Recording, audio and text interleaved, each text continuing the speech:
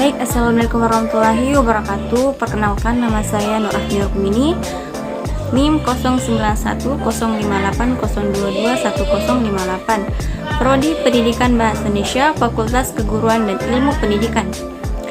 Baik, di sini saya akan membahas tentang mata kuliah teori dan sejarah sastra, yang dimana saya akan membawakan materi tentang pembabakan sejarah sastra Indonesia, yang dimana pengertian pertama itu tentang pengertian periodisasi, yang dimana merupakan pembabakan sejarah perkembangan kesusastraan menurut kriteria yang ditentukan oleh sudut pandang peneliti.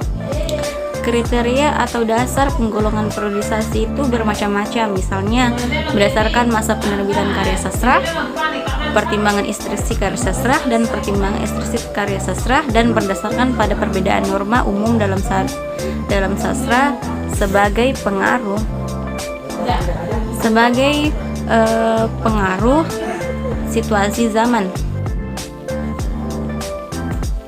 Berikut pada poin kedua itu membahas tentang sejarah sastra yang menurut KBBI atau Kamus Besar Bahasa Indonesia, yang dimana sastra merupakan karya tulis yang jika dibandingkan dengan tulisan lain memiliki berbagai ciri-ciri keunggulan seperti keasliannya, keartistikannya, keindahan dalam isi dan ungkapannya. Sejarah sastra adalah ilmu yang mempertimbangkan perkembangan karya sastra dari waktu ke waktu penulis, karya-karya yang menonjol, dan ciri-ciri dari setiap turun waktu perkembangan. Berikut poin ketiga itu tentang periodisasi sastra, yang merupakan kesatuan waktu dalam perkembangan sastra yang dikuasai oleh suatu sistem norma yang tertentu, atau kesatuan waktu yang memiliki sifat dan cara pengucapan khas yang berbeda dengan masa sebelumnya. Terjadinya periodisasi sastra karena terjadinya perubahan zaman pada seperti pola pikir serta gaya hidup yang akhirnya menghasilkan perubahan hasil sastra. Baik, saya serahkan ke pemateri selanjutnya.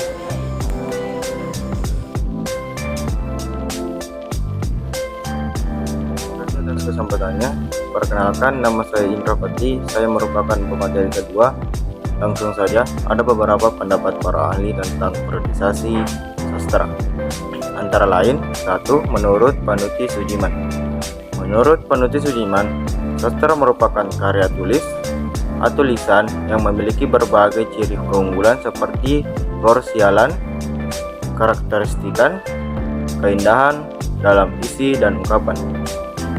2. Menurut H.B. Jasin pada 1953, periodisasi sastra adalah penggolongan sastra berdasarkan pembabakan waktu dari awal kemunculan sampai dengan perkembangannya.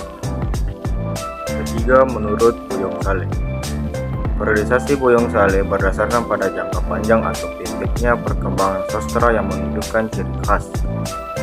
Dia membaginya sebagai berikut. A. Kesusastraan lama atau karya yang disampaikan secara lisan atau dari mulut ke mulut. B. Kesusastraan peralihan, dan C. Kesusastraan baru. Keempat, menurut Nugroho Notosusanto. Nugroho Notosusanto tidak memberikan ciri-ciri instinktif karya sastra Indonesia yang ada dalam tiap-tiap periode.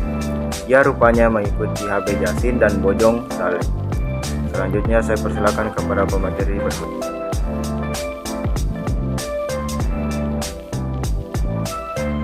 Baik, terima kasih atas kesempatannya. Perkenalkan, nama saya Snidar. Di sini saya akan melanjutkan materi selanjutnya, yaitu periodisasi sastra dan hubungannya dengan sastra Indonesia. Periodisasi sastra adalah pembabakan waktu terhadap perkembangan sastra yang ditandai dengan ciri-ciri khusus. Periodisasi sastra erat hubungannya dengan genre sastra, di mana genre sastra itu adalah karya sastra, sedangkan periodisasi sastra itu adalah tingkat zaman dikeluarkannya genre atau karya sastra tingkatan zaman. Materi selanjutnya yaitu mengapa kita perlu mempelajari periodisasi sejarah sastra. Manfaat mempelajari periodisasi bagi Anda sebagai guru sastra yaitu 1. Dapat mengetahui cerminan kehidupan masyarakat pada suatu masa. Yang kedua, dapat mengetahui gambaran tentang pelajaran sastra ke Indonesia sebagai bagian dari kekayaan budaya bangsa Indonesia.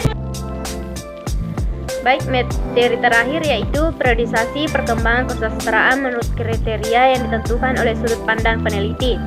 Kriteria atau dasar penggolongan periodisasi itu bermacam-macam, seperti 1. Berdasarkan masa penerbitan karya sastra. Yang kedua, pertimbangan intrinsik karya sastra. Yang ketiga, pertimbangan ekstrinsik karya sastra. Dan yang keempat, berdasarkan pada perbedaan norma umum dalam sastra sebagai pengaruh situasi zaman. Baiklah, itulah tadi beberapa materi yang sempat saya sampaikan. Itulah tadi pemaparan materi dari kelompok 4. Atas perhatiannya kami ucapkan terima kasih.